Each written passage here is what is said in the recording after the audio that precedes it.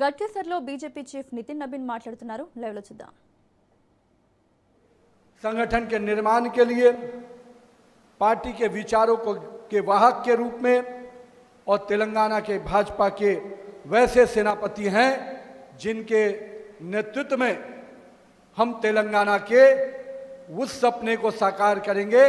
जो उसके गठन के समय में तेलंगाना के लोगों ने देखा है। यानी हम तेलंगाना के लोगों को उसके सपनों का तेलंगाना बनाने का संकल्प लेंगे इस कार्य समिति से। मित्रों, हम सब की ये यात्रा जो भारतीय जनता पार्टी का एक एक कार्यकर्ता जिस यात्रा में निकल पड़ा है, वो यात्रा विचार के साथ है, वो यात्रा त्याग की यात्रा है, वो यात्रा तपस्या की यात्रा है और वो यात्रा राष्ट्र को प्रथम रखने की यात्रा है। उस यात्रा के हम सभी सहभागी हैं। मित्रों, आज भारतीय जनता पार्टी का ये जो विशाल वटवृक्ष आप देखते हैं, ये कहीं न कहीं हमारे कार्यकर्ताओं के परिश्रम का, हमारे कार्यकर्ताओं के मेहनत का प्रतिफल है कि आज भारतीय जनता पार्टी जो 1980 में अपने स्थापना के कालखंड में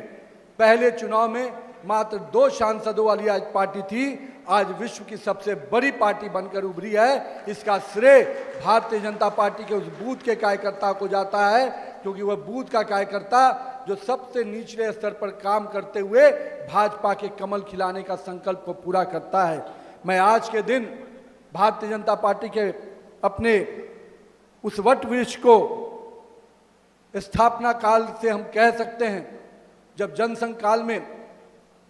जनसंघ की स्थापना हुई और उस वटवृक्ष को बड़ा करने में और उसको कहीं ना कहीं अपने प्रेरणा से आगे बढ़ाने वाले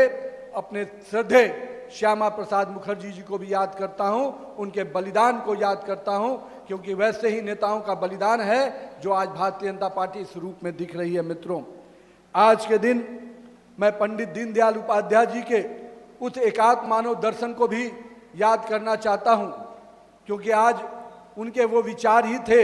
जो हमारे नेतृत्वकर्ता माननीय नरेंद्र मोदी जी ने अंतिम व्यक्ति तक विकास की योजनाएं कैसे पहुंचे, अंत्योदय के सपने को साकार करने में लगे हैं। मित्रों, आज के दिन मैं अपने श्रद्धेय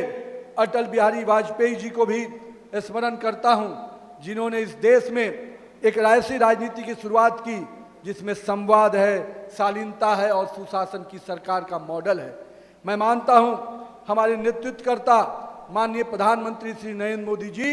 आज अपने इन तीनों विचारों के पुरुष हम कह सकते हैं कि श्यामा प्रसाद मुखर्जी जी का एक भारत श्रेष्ठ भारत, दीनदयाल उपाध्याय जी का अंत्योदय और माननीय श्रद्धेय अटल बिहारी वाजपेयी जी का सुशासन की सरकार, कहीं न कहीं इन तीनों चीजों को आत्मसात करते हुए आज माननीय प्रधानमंत्री जी आधुनिक भारत के निर्माण में लगे हैं। और मैं मानता हूं कि उनके नेतृत्व में जिस प्रकार से पिछले 12 वर्षों में माननीय प्रधानमंत्री नरेंद्र मोदी के नेतृत्व में जिस प्रकार से विकास की योजनाओं को अंतिम व्यक्ति तक पहुंचाने के संकल्प को पूरा किया गया, जिस प्रकार से इस भारत को एक भारत श्रेष्ठ भारत की कल्पना से कश्मीर से कन्याकुमारी तक भारत का तिरंगा लहराता रहे, उसके शान में कोई गुस्ताखी न कर सके, इस संकल्प को पूरा करने का काम हमारे नेता आदरणीय प्रधानमंत्री जी ने किया है। मित्रों, अगर आज हम कहते हैं कि सुशासन की सरकार की बात, तो मैं मानता हूं पिछले 12 वर्षों में जिस प्रामाणिकता के साथ, जिस संकल्प के साथ हमारे नेता माननीय प्रधानमंत्री जी काम कर रहे हैं, मैं मानता हूं कि पिछले 12 वर्षों में हमारे विपक्ष के साथी में भी इतनी हिम्मत नहीं हो पाई कि हमारे एक मंत्री पर भी दाग लगा कर देखे। यह है भारतीय जनता पार्टी का सुशासन की सरकार। लेकिन मित्रों, हम जिस प्रकार से अपने तीनों नेता के प्रेरणा से नरेंद्र मोदी के नेतृत्व में सरकार आगे बढ़ा रहे हैं, लेकिन मुझे मालूम है कि आज भी हमारे पास कई और चुनौतियां हैं। हम सफलता देखकर इस मुगालते में सहज नहीं हो सकते कि अभी हमने अपनी मंजिल पा ली है, हमें अभी और संघर्ष करना है और हमें अपने भारत को, उस सपने को भारत बनाना है जिसकी कल्पना, जिसका सपना स्वामी विवेकानंद जी ने देखा था, भारत को परम वैभव पे पहुंचाने का सपना। मित्रों, लेकिन मित्रों, मैं आप और आपने यहाँ पर उपस्थित सभी कार्यकर्ताओं से आने वाले वर्षों में भी संघर्ष के लिए आह्वान करने आया हूँ। मित्रों, भारतीय जनता पार्टी